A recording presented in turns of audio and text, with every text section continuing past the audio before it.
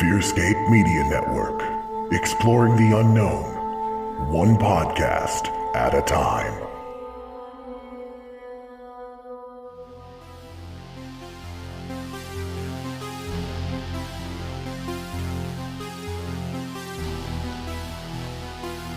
Coming to you from nowhere, a suburb of parts unknown, your ghoulish hosts for an evening of terror, Stefan Gearhart and Lance Wayne, the Misters of the Dark.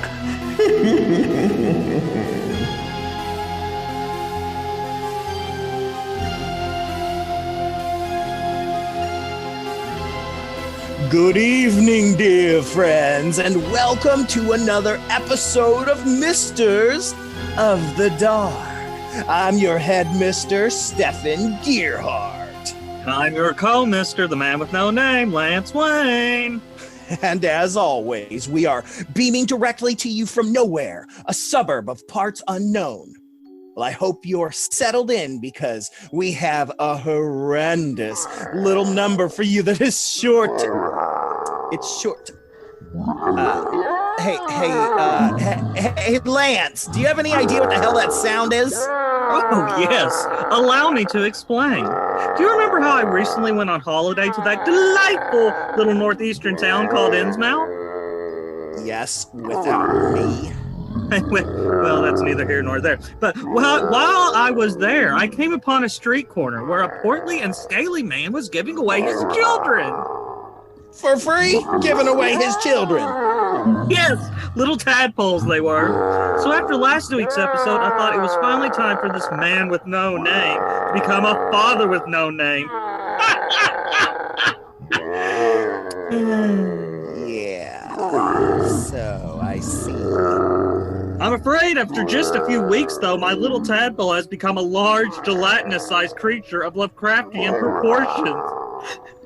They grew up so fast. Yeah. That's all well and good, Lance, but I'm afraid we can't afford another mouth to feed.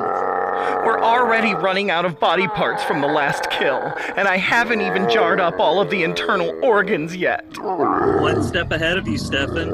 All week, I've been leaving a trail of Popeye's chicken sandwiches that start from here to the village. Ooh, and they just so happen to attract the attention of a random sandwich-loving meathead that I've had locked in the basement all week. Wait, Brad McQueary from We What? That's great! But that's not the best part. I've also been forcing him to watch the same film on a loop in order to break his will so that he will become completely compliant to our every beck and call. Oh no, you don't mean... Yes, killer clowns from outer space!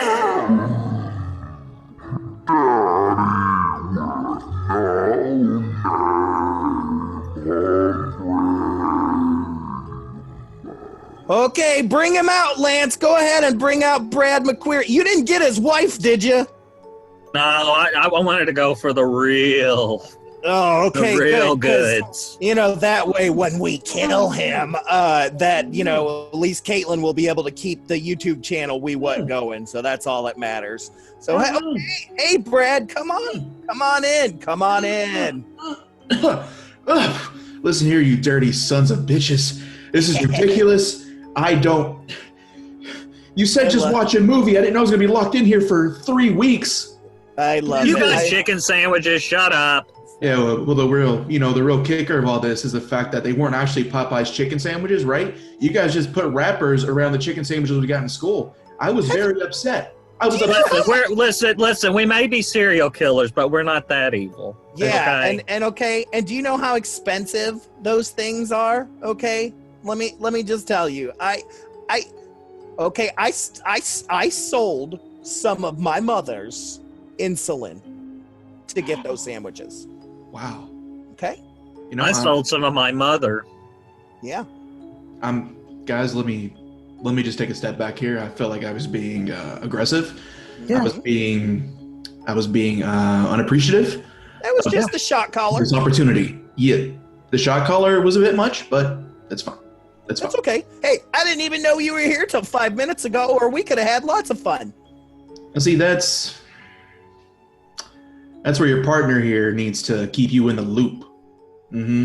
He did 5 minutes ago. We're good to go. Excuse me. Wonderful. Yeah, and you got to watch one of the best movies ever made in the entire Made, Killer Klowns from Outer Space. On repeat. On repeat. I've only ever watched it once. Twice for me.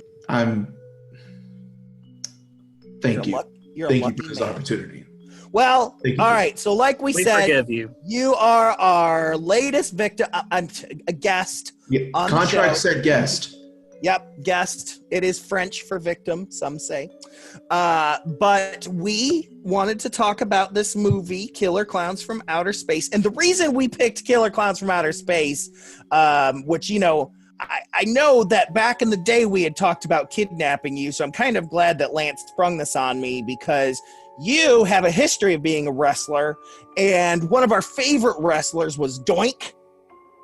Okay, I thought this was going a different direction, but I can. No, Doink the Clown, and then Clowns, Killer Klowns from Outer Space. It's an obvious connection there, Zilla. You guys have seen the photos of the clown I fought in Frankfort, Kentucky, right? The one We with the don't taser? follow you. I don't know who you think you are. Okay, God, your scent is all we care about. Well, that and your YouTube show. That and your YouTube show. Thanks.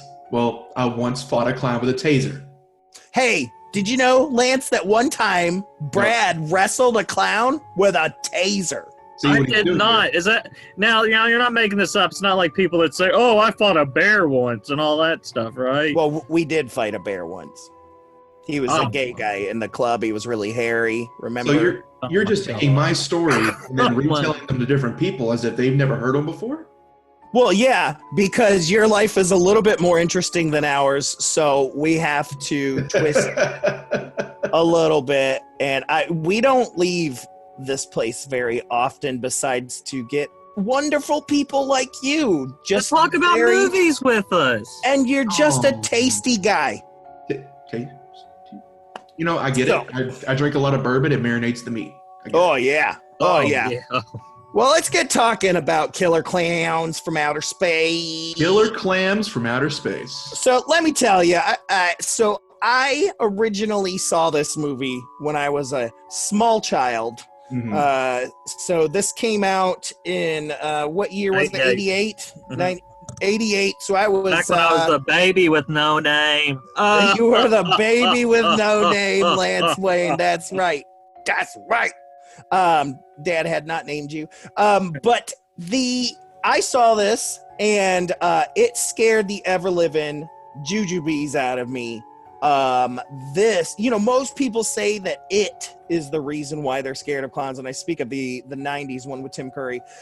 No, this movie, which came out years prior, is what facilitated my fear of clowns, who are nasty, stinky pieces of shit that need to die. Don't include Pennywise in that, man. He's a national treasure. He's an alien. Well, I guess he's these not a real guys are clown. He doesn't these count. are aliens too, I Yeah, guess. outer space to kill. Ugh. But these ones actually look Whatever. like clowns. Pennywise You is know- like Enigma. One of the things that, before we even get into talking about this movie, is one of the things that I liked was a quote in the movie where they're trying to figure out where they come from and why they look like clowns. And here in 1988, they're pushing the ancient astronaut theory and saying that they showed up thousands of years ago, and this is where we got our idea for clowns. And I'm like, so is this also where we got our idea for cotton candy? Is this also where we got our Popcorn? idea for popcorn and everything? Just fucking carnivals in general. And so, yeah, I guess so. I guess that's the key there. And creatures being born from popcorn. Ooh. Yes. But like we said, this came out in 1988. It is, some consider it science fiction, some consider it horror. I consider it a slashy. It's a science fiction horror. And this was written, directed, and produced by the Chiodo brothers. Yeah. And like I Now- mentioned, I yeah. was speaking to you earlier, they actually did a whole bunch of stuff. Let me just read through here real quick. Wasn't They Team did. America? What's that? Wasn't it what? Was it Team America? Isn't that one of the projects? Yeah. Okay. That's Team America. Critters. Oh, and also, yeah, I knew Critters. Yeah. and also, I heard about this actually like a couple of months ago. But then when I found out we were going to watch this, I thought I'd bring it up. But you all know that immortal Halloween classic, Ernest Scared Stupid, right? Dude, still scares me. Yes. Never seen it. Never. I don't know how. It's to sad. confess it, It's I'm sad sorry. that you'll never have an opportunity to. Yeah. What do you mean you don't That's ever- your loss, buddy. But they Yep. did the effects for Ernest Scared Stupid, and they actually repainted 2 of the clowns from this film for that movie. Ah, I did not know that. That's That's pretty great. fantastic. Well, the director, he's also a puppeteer, isn't he? Yeah, 'Cause I they think they both the- were. Yeah. He did the puppet. I think was it Chris? I'm trying to remember the names of them right now. The Chuddo brothers. Yeah, Yeah, there's the like Chuddo brothers. 50 of them, right? But it was one in particular. I'm pretty sure it was no, it was Steven. It was Steven. He did the puppeteering for the Power Rangers movies. Really? Oh yeah. Yeah, And for what's Turbo. cool is they did the big large Marge scene in Pee-wee's Big Yeah, Adventure, that was another. which talk about another thing that scared the tar hooties out of me when I was little. yeah. I remember when I was little, after I'll save it. But yeah, this stars a bunch of people that you might have recognized from other B movies that you were wondering where you didn't recognize them from. I would say the biggest standout would be the sheriff, which is the dean from Animal House. Yeah. I thought. Okay, Mhm. thank you. Yeah. I thought he was. They wanted Soupy Sales originally. John Vernon, that's his name. So you No, guys they didn't want know- him. That ignore that. They wanted Soupy Sales for something else. So Yeah, his I love voice Super was Seals. instantly familiar to me, Mooney's. Oh, And yeah, when I figured out why, I was like, I can't bring this up because Stefan's gonna make fun of me, and Probably. Lance is gonna get a good laugh. But like, I'm like, fuck it, I'm gonna bring it up anyway. So in the Insane Clown Posse's last Joker's Card album, there's a song where they use sound clips from Killer Klowns from Outer Space. Yep, I was That's gonna where I bring heard that up. That's Really? that's where you recognize his That's where I voice. recognized him from. I was like, Killer Clowns, huh? Holy shit. So the line I recognize the most is the one the sheriff says, "Well, what the goddamn to do?" Yeah. that I don't know if you all know about them. Do y'all know Wednesday 13? Negative. Nope. Murder Dolls. Oh yeah. Yeah, well, he was the lead singer. But anyway, his original band was called Frankenstein Drag Queens from Planet 13. And they had a song called Whoop-Dee the Goddamn to Do. And it started out That's with a so sound clip funny. of that. Oh, for sure. I mean, this movie is, within the hierarchy of cult films. This movie is everything. It is intentionally bad in a lot of ways. There's even a quote that, let me see if I can find it here. I think it's in. Give me a second here, because this is worth its salt. It's right here. Says, okay, so John Massey, who returned the music master tapes to the studio, people in the accounting and the legal department completely dismiss Killer Klowns as being a complete failure that will die a quick death. So Massari responded very quickly, well, you just don't get it. And there are people that will love this movie. And He was right. absolutely And right. you said the guy who did the score for this said that? John Massey. I think that is, the guy that did the score. Because I actually wrote it. Actually, Killer. when I was taking notes on this film, I was Killer like, Clowns. Oh, shut up. that was actually one of the things I jotted down. Was I really like the score to this, Yeah. especially Yeah. like Sweet. the one for the clowns. It's like bam, bam, bam, or whatever. Oh yeah, and it's the one thing that stands out, which I'm going to tell you right now. First of all, I love the soundtrack too, but mostly because it sounds like a Super Nintendo game soundtrack from start to See that? because it's like that early usage of like cheap synthesizers. Yeah. It just, but I mean, it did. It got the only like awards that this thing was ever up for was like, you know, the music and stuff, I'm pretty sure. So. Well, and if we're gonna talk music, we got to talk about that opening theme. Oh yeah. And the ending theme. I mean, it's like that's like the best part of the whole thing, man. So it's Killer Klowns from Outer Space. Yeah, by the Dickies, and they even like named their album after that. And used that on there.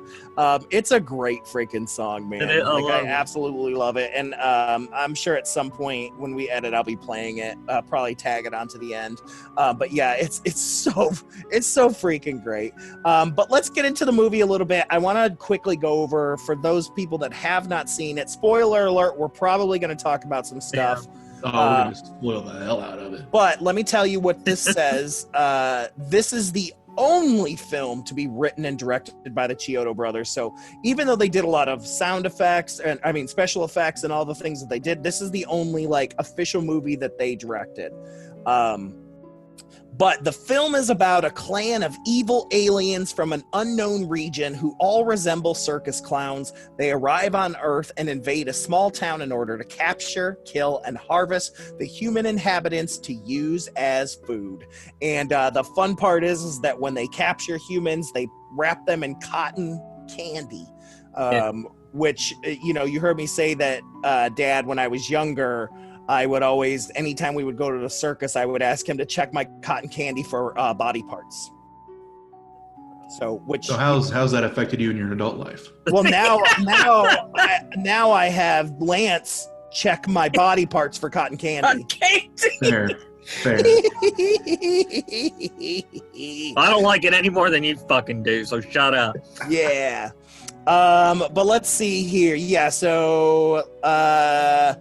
so this came out May 27th, 1988, 88 minutes long, had a budget of $1.8 million, but it's 88. I mean, it's from everything we've read before on things, that's pretty standard, you know, Hollywood budget, you know, for a horror movie in the 80s. But it ended up, one like this. Yeah, they ended up getting a gross worldwide of $43 million. So not too bad. I mean, they made... Not bad at all. Where did you find that at? Found this on worldwideboxoffice.com. So domestically in America, they made $15 million. And then overseas was $28 million. And put all that together, you get $43,625,96. So this wasn't a dud. No. Well, duds don't always mean it didn't make money, because... And to be fair, because it became such a cult classic, the actors and stuff are still making royalties off this movie. Oh, yeah. Merchandise and everything today. I think I saw pop figures for them now. There's pop figures, figures, those. But yeah, it was released, like we said, on May 27th. And it kind of had a new life when it was released on VHS in 2001. So there was a big break in between, that the only way you could even watch this movie was on TV or cable up until 2001, or pirated. So, but yeah, it got a brand new life, and it was part of that when MGM came out with their home entertainment's Midnight Movies line that came out in 2001. And then came out on Blu-ray in 2012. So one of the early Blu-rays to come out, because it already had a huge following. And of course now, I think like 2 years ago, Arrow Films released a special edition of it that has like interviews, documentaries, auditions, bloopers, deleted scenes, the whole 9 yards. So cool. Yeah. And this film is hilarious, in my opinion. So you got your clowns, you know, like, that come down, and they're trying to eat people, but we've got our like our couples up out on the hill, you know, like making out and doing their thing. And I just want to go ahead and throw this out there, but I hate the boyfriend. I hate him.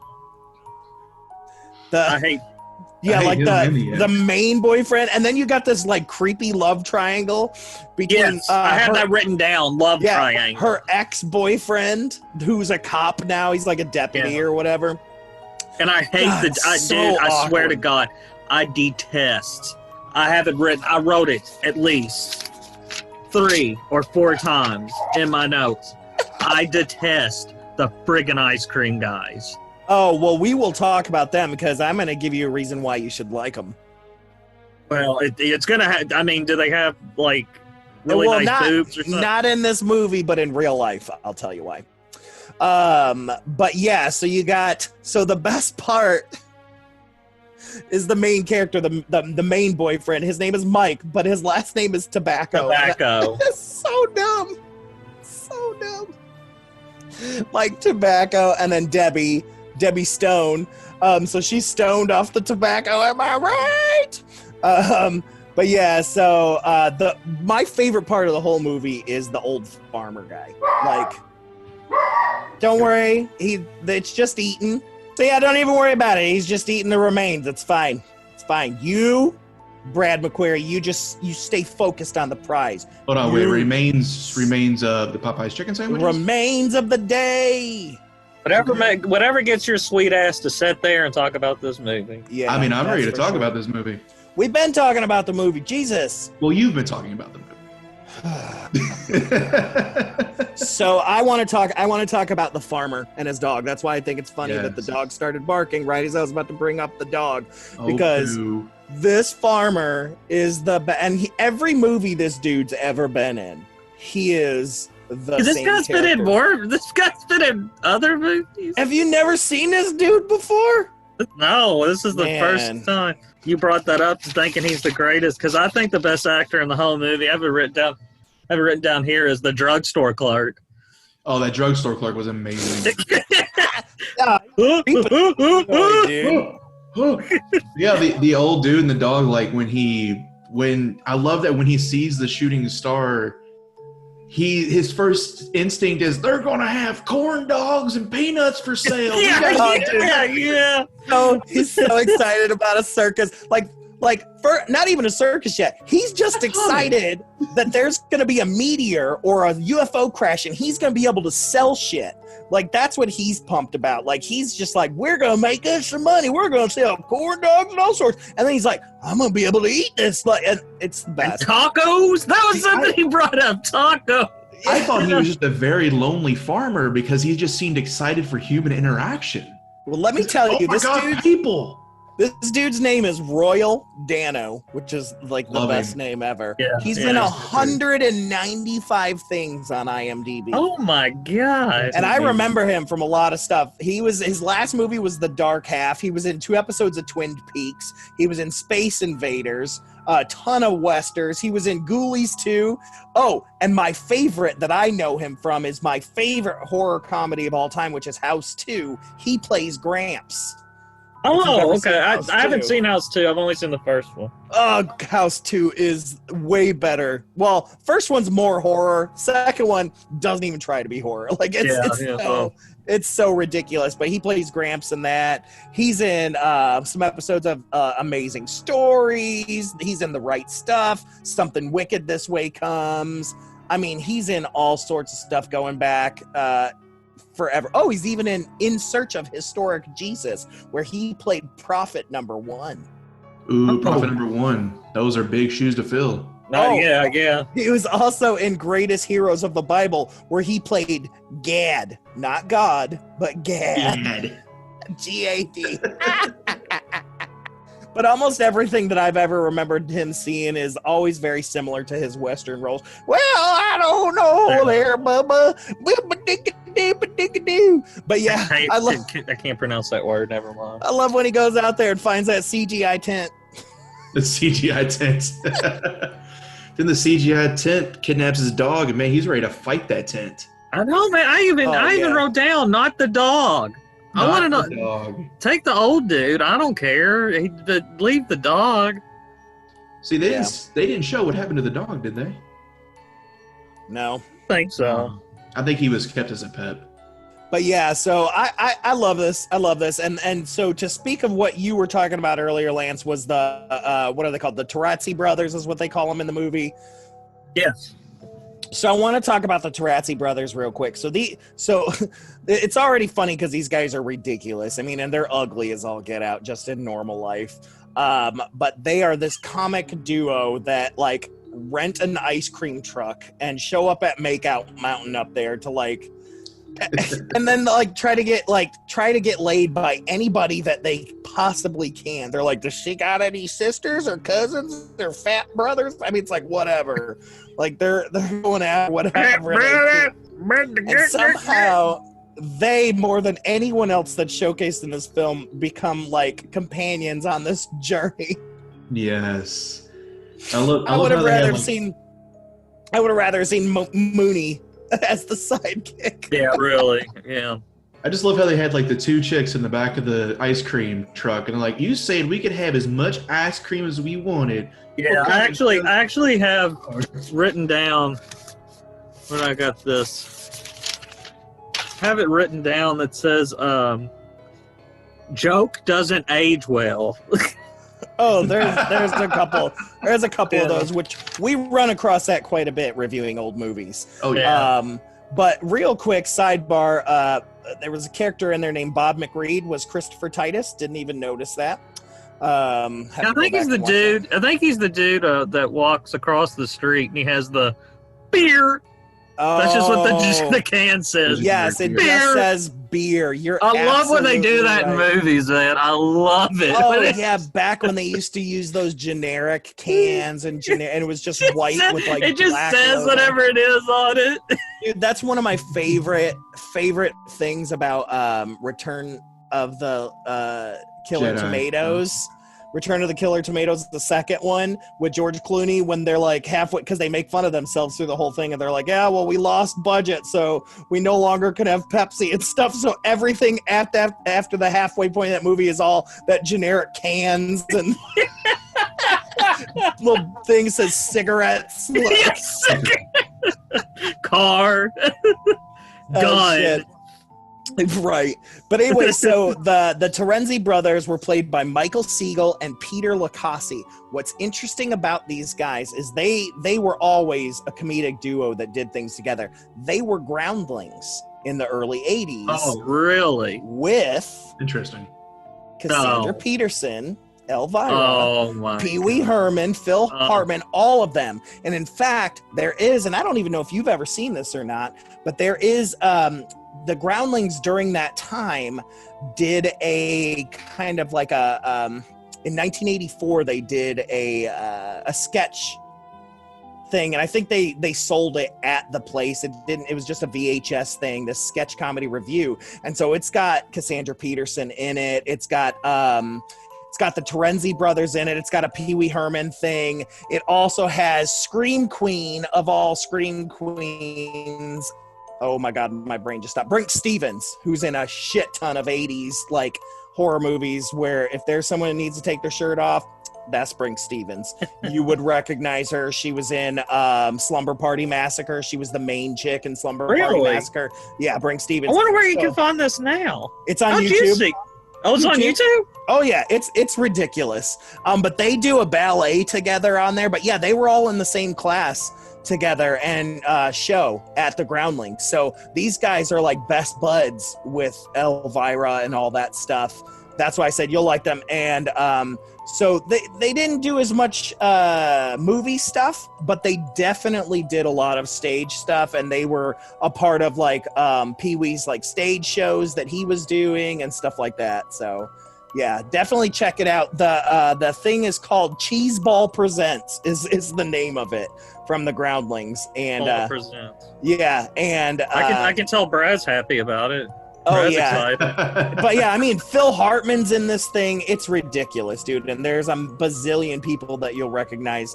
The Groundlings that made the Groundlings famous, they're all in here. That is crazy. Like when I hear about the Groundlings, for some reason, just because I've only been at improv like 4 years or something like that, I didn't think Groundlings went back that far. But geez, they were huge. I mean, it's like when Second City got hot, especially when like SCTV and SNL got big.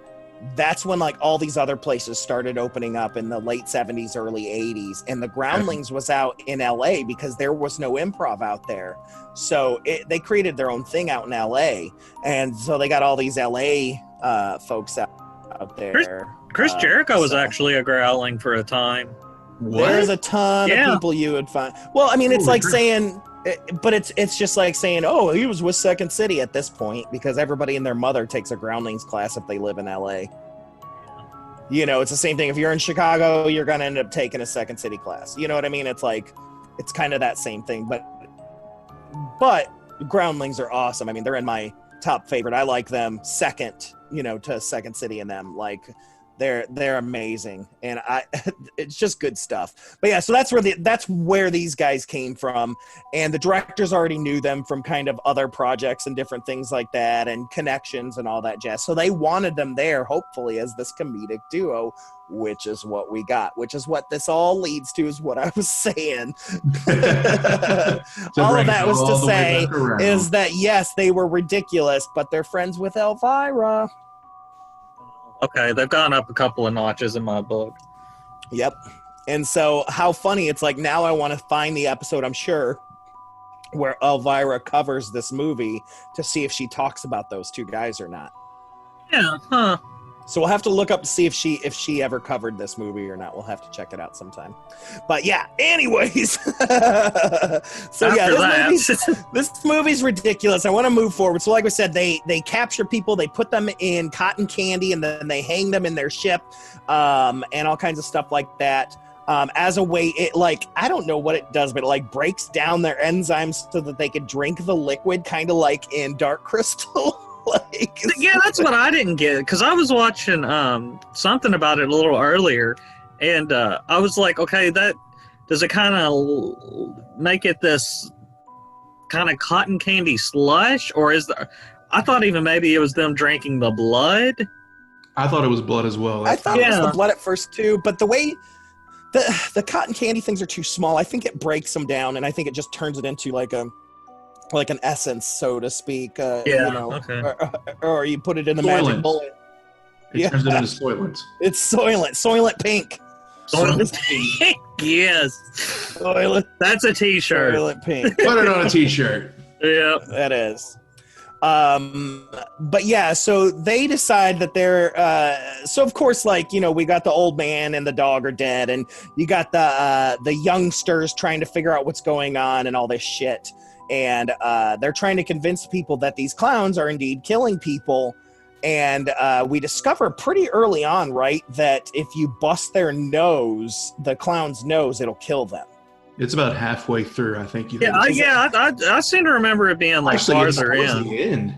Yeah, because it's after. I mean, I wrote that. I've always thought this, but I just went ahead and wrote it down.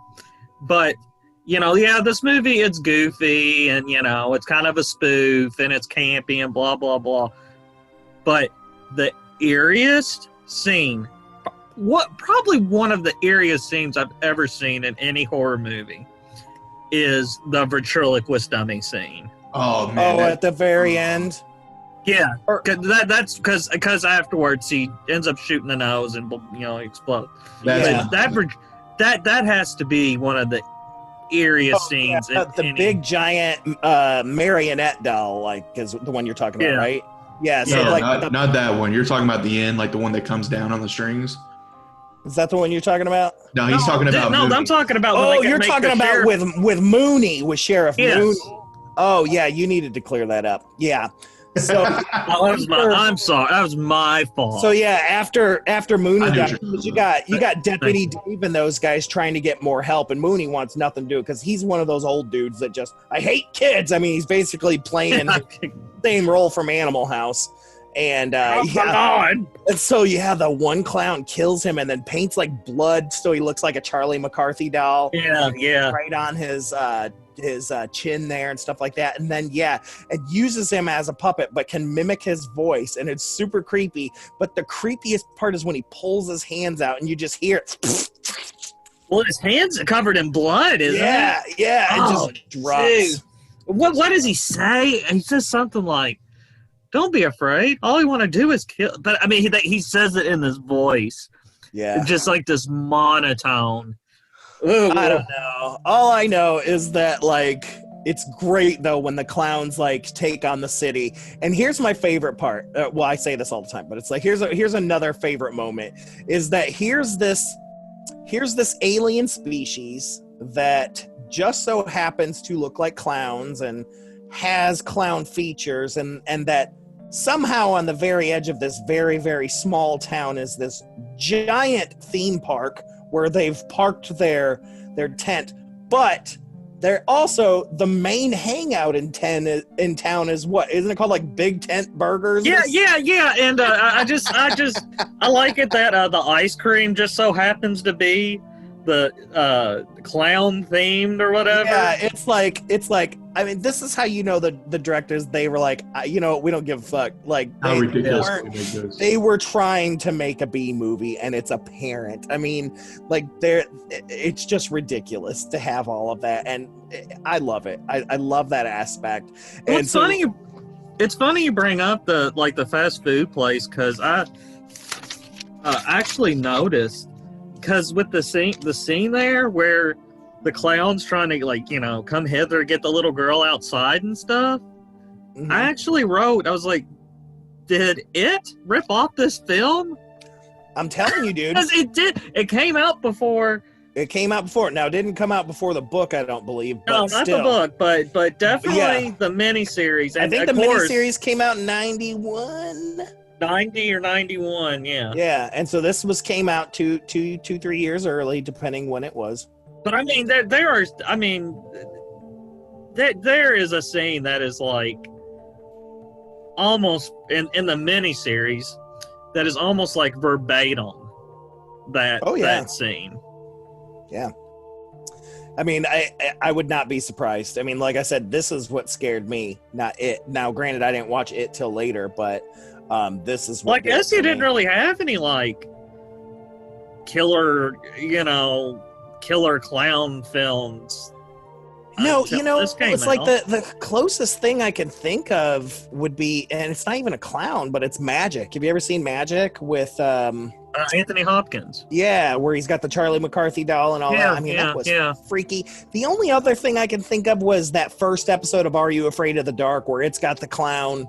That was definitely scary. But this came out first, as far as I know. I know I'm not researching here, so I'm sure there were other killer clowns. The joke. And I'm sure there was other stuff. Brad, you're a clown and a Joker. Thanks. We're already gonna kill him. Do you really gotta? You guys said if I watch the movie, I can leave. With kindness. Kill him with kindness. Yes, that's right. I'm sorry. Kill him with kindness. But yeah, so like I love when the clowns go around the town and they've got their ray guns and they're just getting people left and right, wrapping them in cotton candy, and they bring in their car, and they essentially have a freaking parade. So Lance made a cameo in that. Did you guys see Lance's cameo? I did not. In the park, in the gazebo with the puppet? No. I even have, it's funny you bring that up, because I even have written down Lance cameo. No, I'm better looking than that perv. I even have, where is it? Guy watching puppet show, looks pervy, please kill him. So what's that saying about you, buddy?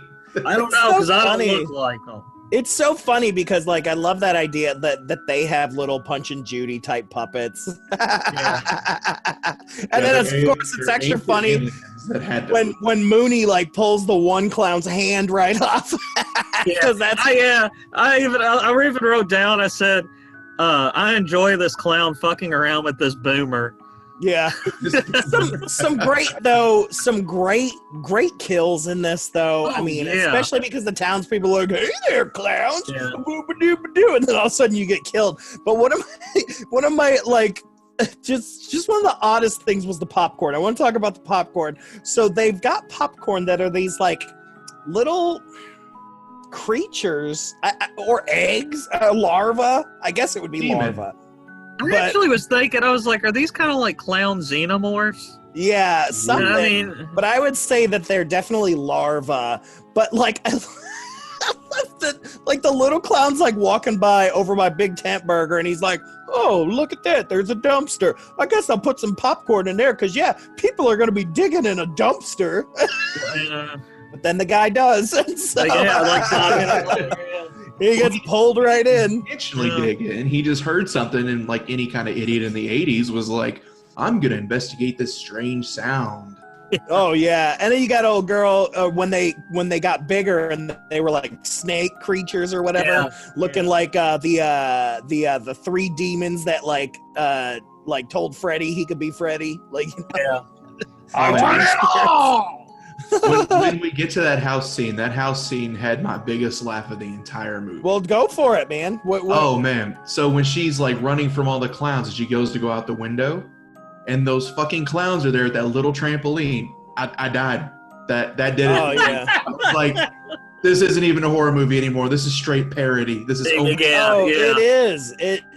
We're big fans of black comedy, is what they call it. That dark humor, just horror comedy is so fun, and that is definitely We haven't addressed though, like, just I don't know. I'll say in my opinion, but I have a feeling, and this is universally, this is like everybody thinks this, the best scene, kill, whatever you want to call it, in this whole film is the shadow puppet scene. Oh, yes. Where he makes the T-Rex. Yes. Shadow puppet and eats a person. Oh my god. Oh man, it's just like all of cinema was leading up to this one moment. And that's what it took for the fucking deputy to finally be like, yep, this must be. Yeah. Something's going on here. Something strange going on. All right, I don't wanna go too far yet because I want to take a quick ad break.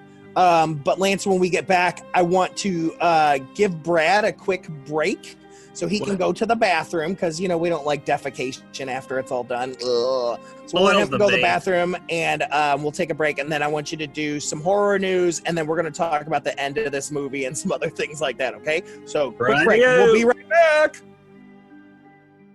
Fearscape Paranormal Podcast, part of the Fearscape Media Network. Prepare to be spooked. New episodes every Wednesday on all major podcast platforms. Find out more at fearscapepodcast.com.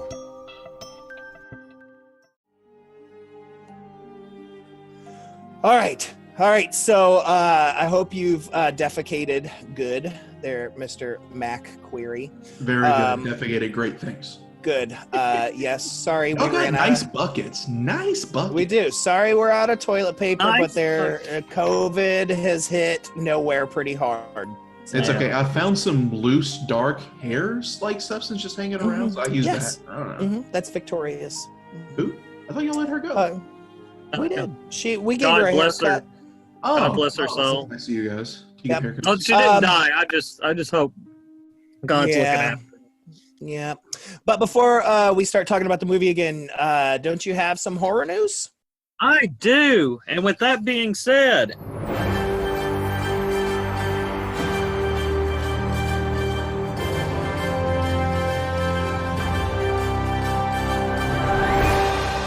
this is the man with no name, Lance Wayne, Anchorman of the world, giving you the latest in horror news. First up, let me just say before I start this little slice of news, let me just say it's about damn time. Yes, John Carpenter to receive Fantasia Festival's Lifetime Achievement Award. Wait, this hasn't happened? This is like George Romero not having a star on the Walk of Fame. What the hell? Don't get me started. But according to iHorror writer Waylon Jordan. I thought you were going to say Waylon Jennings. I was about to myself. Montreal-based Fantasia International Film Festival has announced that it will present John Carpenter with the Lifetime Achievement Award during this year's virtual edition. Past recipients of the award have included John Landis. Don't care Ooh. much for him. Oh, what? I love John Landis. I like his film. I don't like him as a person. That's Oh, yeah. But Thriller and American Werewolf in London, that's all you need. yeah. Well, and Blues Brothers, he did that, didn't he? Well, yeah, I'm just, we only talk about horror on here. Right. Oh, it also says this year's festivities will also include a tribute panel to Stuart Gordon. He directed Reanimator. Oh, Castle yeah. Crane. But Stuart Gordon, who sadly passed away this year. Panelists for the tribute include Gordon's I frequent hate when people collaborator. die. I hate when people die of natural causes, man. That's Yeah, I'm not going down. What's that, bro? That's a really weird way to word that. What do you mean natural causes? You're saying unnatural's fine? Well, yeah, that's cool, man. You at least got a cool story to write. But like when you're just sleeping and you just go boring. All right, but anyway, let's see. I'm trying to see when it ends. The film festival dedicated to screening the best in genre filmmaking will run its very first ever online edition in response to COVID-19 concerns, like everything else going on. Hey, I like that because that means we can actually watch stuff. So Yeah, that's true. Like Comic-Con this year, which I heard was kind of a bummer, but that's neither here nor there. But it will be beginning August 20th through September 2nd, 2020. So yeah, good on you, John Carpenter. You deserve it. Now, Way to go, baby boy. way to go, baby boy, baby girl. baby boy.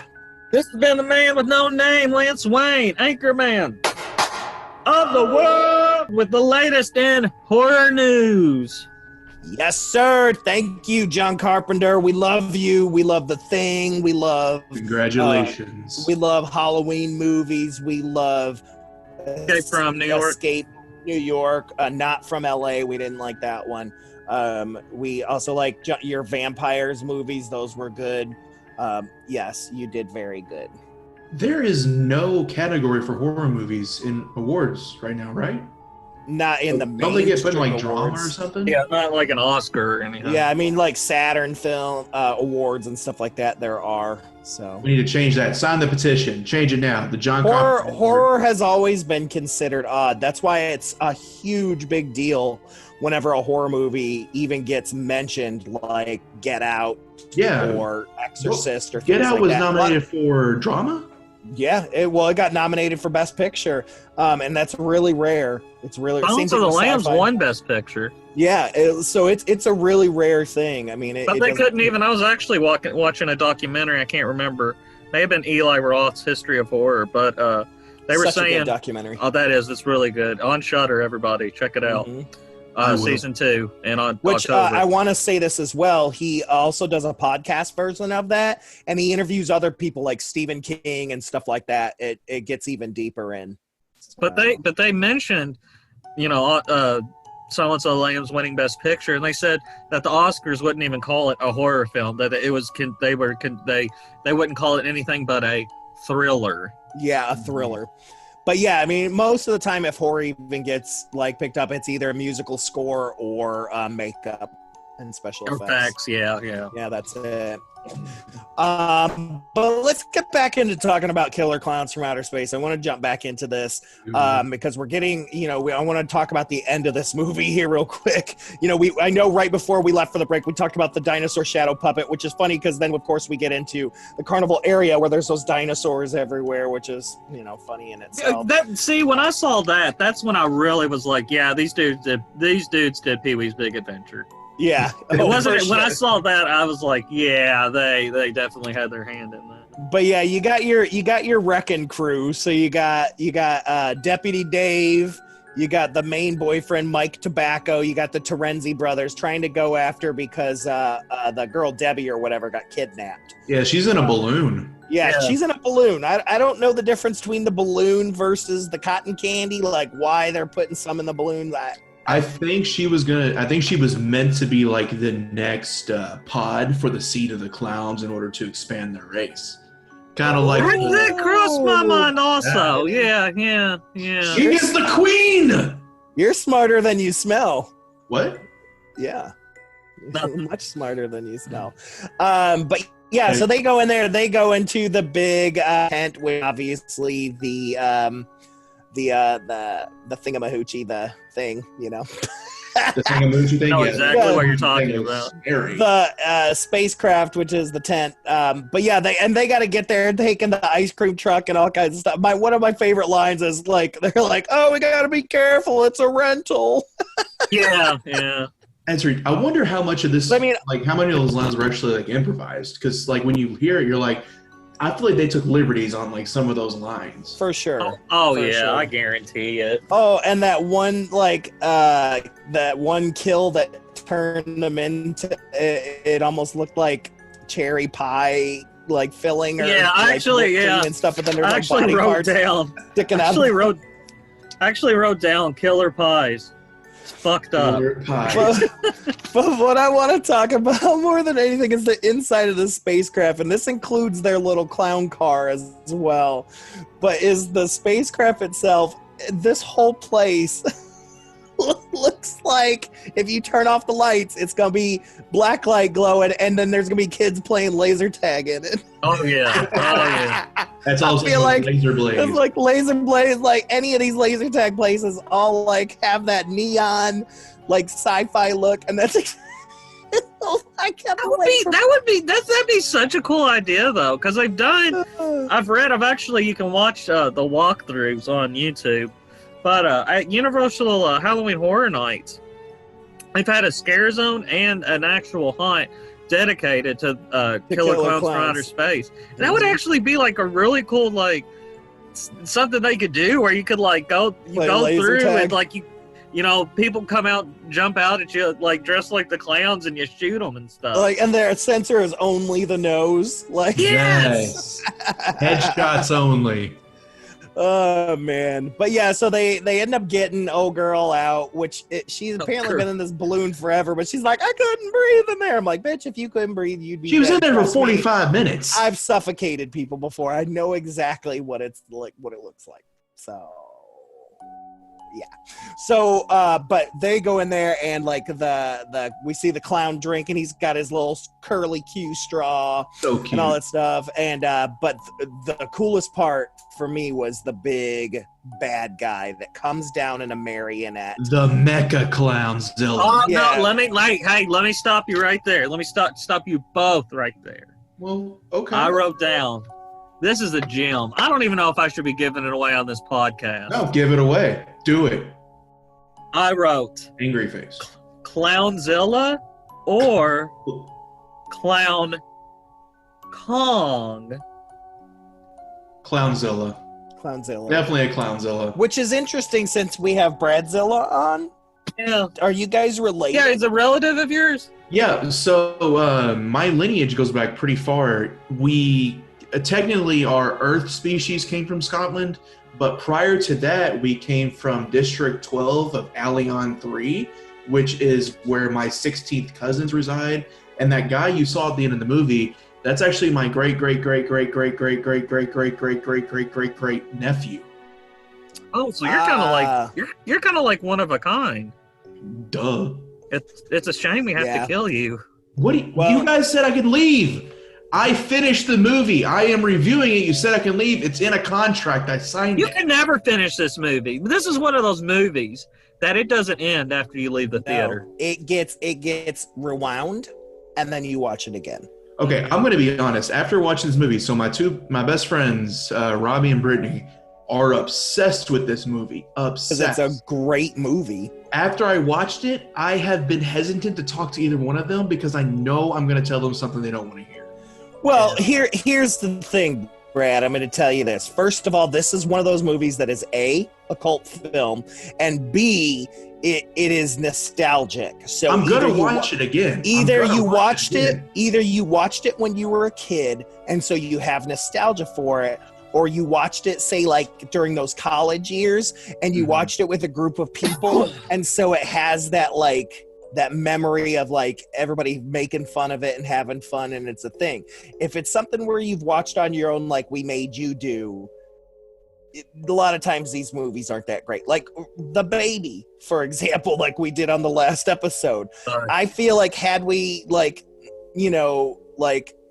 sat down with a big group of friends and watched it, it would have been absolutely hilarious, and we probably would have had a different response to it. I don't know. Maybe.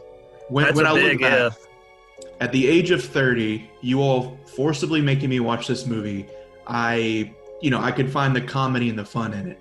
Yeah. But when this movie came out when I was -1, I probably would have been scared. As a kid, for I sure. I didn't watch it till I was 20, like at least 24. Yeah, I mean, when I saw it. But I want to continue to talk about the Clownzilla, because the cool thing about Clownzilla, which, again, this is like some, 3-story creature, giant clown alien thing. It was actually, it was played by one of the Chiodo brothers, Charlie Chiodo. So that's pretty cool. But yeah, they always called it Clownzilla or the King Clown. JoJo at one point, didn't they? Yeah, and it's just JoJo the Clownzilla or something. Yeah, it's just interesting that it's like I kind of feel like.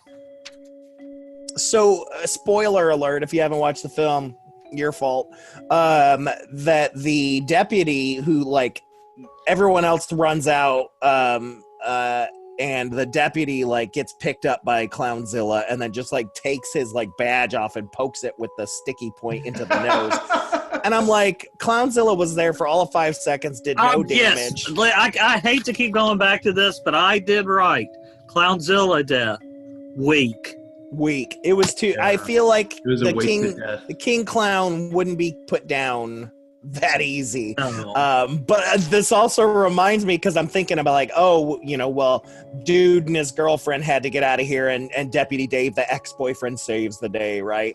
But where's the Terenzi brothers, right? We forgot that they fell down early in the spaceship scene. They fall down a trap into a ball pit in which they see, I'm still not sure, because I swear it's just two of the clowns with wigs on, because at one point they're dressed as females and one of them's boobs blow up like balloons. They start expanding. Which tells me that it's actually two of the male clowns who have gone into drag to have sex with these two brothers, which these two brothers are, like I said in the very beginning, they're like, we'll sleep with anybody. Hell yeah. they end up sleeping with because they show up and they have those fucking lipstick marks all over them. Yeah. And essentially try to save the day. But yeah, ridiculous, the Terenzi brothers. But yeah, I guess when Deputy Dave kills the clown, the rest is history. Your boy and your girl get out of there and all that stuff, and the tent takes off. Because everything was going bad. So they didn't even really defeat them. The clowns were just we'll be back, essentially. Yeah. Because there was a second movie, wasn't it? But it was Returns 3D. We'll talk about that. No. Yeah. We'll talk about it. Yeah. Yeah, so that's the end of the movie. They're we're doing okay. And then, of course, Deputy Dave and the Terenzi brothers show up that they had gotten in the clown car and they were able to protect themselves. Because apparently in the first screening, Deputy Dave does sacrifice himself and dies, but the test audience said that they wanted a happier ending. Yeah, they wanted on a more upbeat ending, which I did right. In a freezer. I did right. Dave and Ice Cream Guys live. Bullshit. Yeah. So before we get into what Brad was talking about, so essentially that's our movie. But I want to talk about some facts about the film a little bit. So they had a close, $1.8 million budget. Most of that went into production costs, surprisingly, and that the clowns and visual effects were created mostly entirely by the Chiodo brothers at very little cost. Yeah. So they barely spent any of their budget on the clown stuff, which to me was the most important part. But no, it went into production costs. So I think that's kind of cool. Well, and the thing about it that's also crazy about it is they're good. The effects are pretty good in this movie, Yeah. Even, at some points, definitely the suits look super rubber. And then at other points, it doesn't. But most of to their charm. Yeah, exactly. Most of the practical effects back then were because it was either stop motion, puppetry, or a rubber suit, all representing a singular character, right? And so that was definitely happening. Well, I read that Clownzilla was actually before they did the whole almost like a Godzilla film where they had the dude in the suit or whatever. That Clownzilla was supposed to be stop motion. Yeah, but they decided Really? to do the clown in Yeah. the suit. Yeah. So there are some very, very interesting similarities between this movie and the 1958 version of The Blob, which someone had pointed out. Both of them have a first victim who is an old man living in a cabin that has a dog. Yeah. Both movies have a good guy cop named Dave who does not believe the young people, and a crabby older cop who seems to have a grudge against the young citizens. Oh, wow. Nothing's original. Everything's stolen. Yep. And of course, Brad, you already pointed this out, that Insane Clown Posse sampled dialogue from this film for the song The Staleness on their 2002 Joker's Card album, The Wrath Which is Shangri-La. a dope song. Yeah, sure. They're clowns and they're scary. Oh man, yeah. So overall, it looks like the body count for this is roughly around 40. It's hard to tell because they almost get an entire town, though. yeah, because Yeah. if you count everything that's like hanging in in the spaceship, it could be even more. Oh, I'm sure somebody has. You only witness maybe 10. Yeah. So So they have like a whole little montage where they're just taking out people. right, and so that essentially that has led to the number of 40. So is kind of where they got that. So of course this film is considered a cult classic. Rotten Tomatoes gave it an average score of 78%, which is better than my mind was blown by that. That's because some of the movies that we love, they're like it's 38% or something. But yeah, the site's consensus reads that Killer Klowns from Outer Space promises darkly goofy fun, and more often than that, the movie delivers. So definitely, and of course Leonard Maltin, he doesn't like anything horror. Yeah, he declared the movie a 10th rate bomb. Well, then we went back and watched it again. Wasn't he a little bit more fair? Yeah, he said that in his second review, he said the movie was routinely plotted, but vividly designed with cheeky humor, and it plays its presence to the hilt. All circus bases touched. Oh, they but did all overall, people, love this film because they know what they were getting into. You know what I mean? Like, it's like you don't expect that. Right away that this movie is not meant to be The Exorcist. It is meant to be something ridiculous, especially in the late 80s after you've already had things like Critters and stuff like that come out. It's like we're already in there. But to bring up what Brad was talking about, they have been talking about a sequel forever. In 2012, the Chiodo brothers talked about that. They even were talking about having it released in 2012. Obviously, that never happened. But the premise here was great because you had Grant Kramer, who I believe was Mike Tobacco. Yeah, so he was Mike Tobacco. So they had him, and he was gonna be there. His character was gonna return as the town drunk that nobody believes. Yeah. So that apparently everyone came out of these cocoons and didn't remember anything. His character would serve as a mentor to young street performers who have to fight the killer clowns when they return. So I would have watched the shit out of that. Yeah. Oh man. Oh, that's my bad, guys. I thought that already come out. No, they have never made a sequel. It's never happened. I need to see. They even talked about making it into like a mini series on Sci-Fi. Yeah, a mini series. Yeah, that's what happened is that Yeah, they and Brad, you're right. The original sequel title film was originally going to be called Return of the Killer Clowns from Outer Space in 3D, and then they talked about a television series. They were even going to have John Massari back doing the synthesizer-filled score, the whole 9 yards. Around this time is when Universal had their stuff with it, with the Halloween Horror Nights and all that stuff.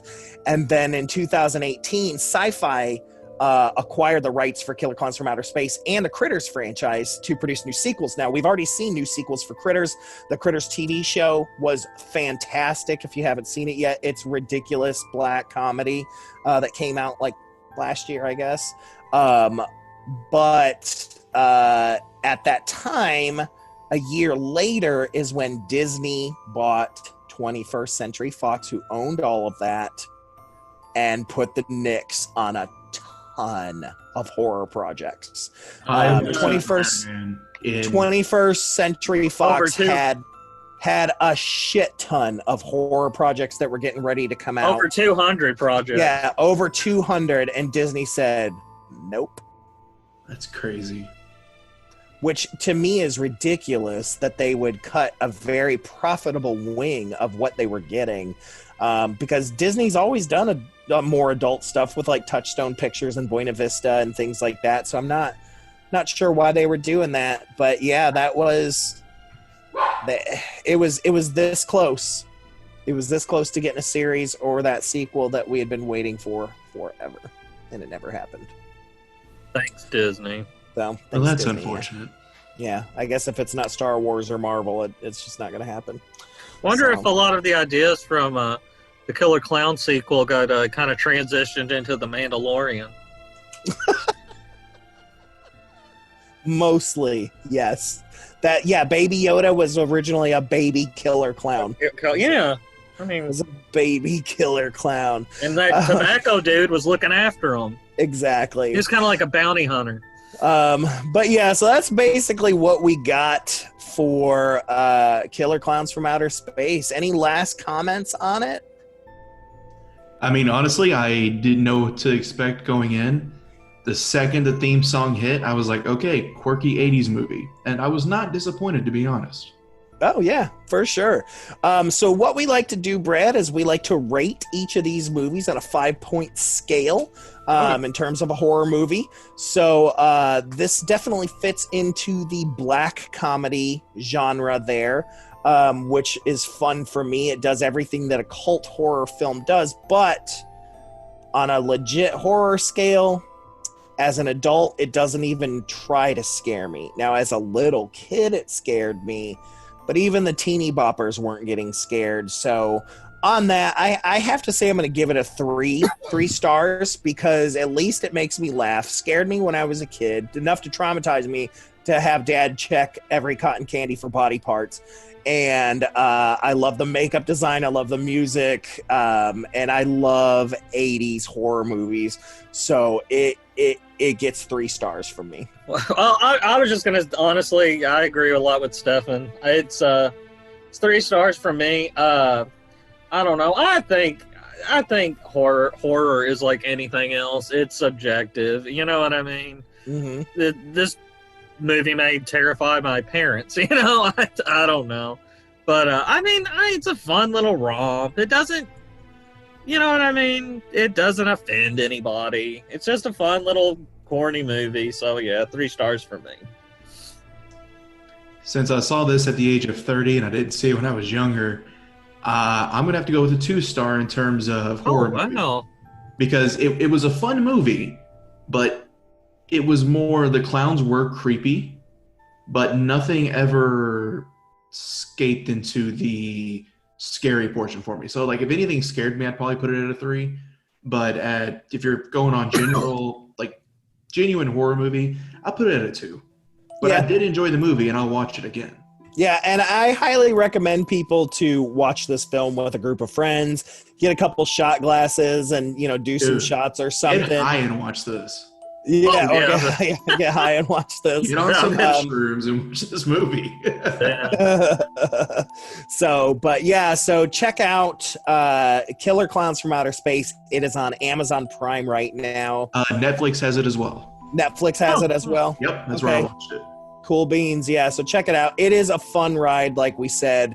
I recommend getting with a group of friends, even via Zoom. Just share the screen and watch and have some fun. But yeah, we should probably wrap some things up. And but Brad, before you have to leave this world, do you have any plugs that you wanted to kind of plug? World? I thought I was just leaving the studio. I was making a joke about Killer Clowns from Outer Space. Oh, okay. That makes much more sense. Yeah. So my wife and I have a YouTube channel called youtube.com/wewhat. What? Future widow. What? Go on. He said she's little. She is very little, yes.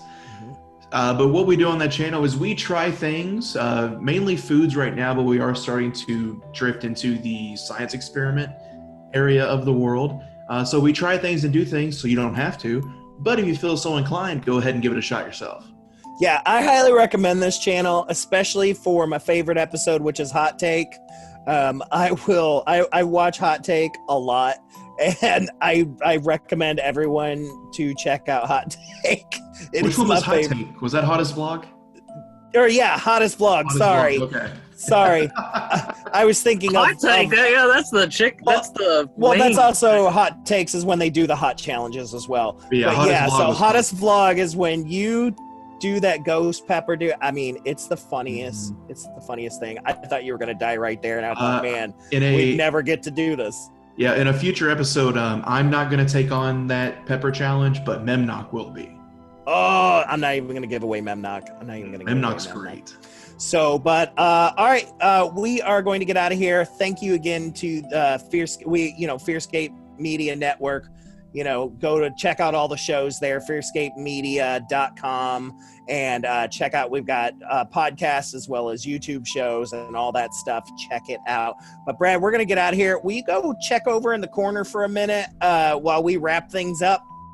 Yeah, that seems odd, but I swear there's a chicken sandwich over there for you. Yeah, just go. Just go. oh my god, I've been lifting so much lately, as much protein as possible. I'll go check it out. Okay. All right. No, closer to the kill zone, please. Why do you guys call it the... Oh God, no.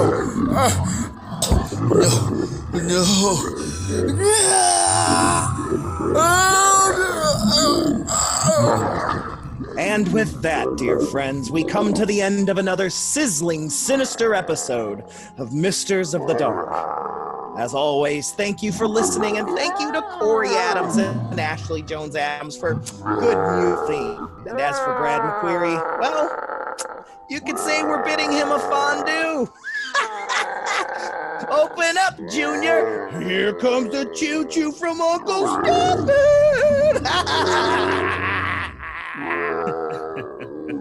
But before we go, dear friends, let me leave you with this.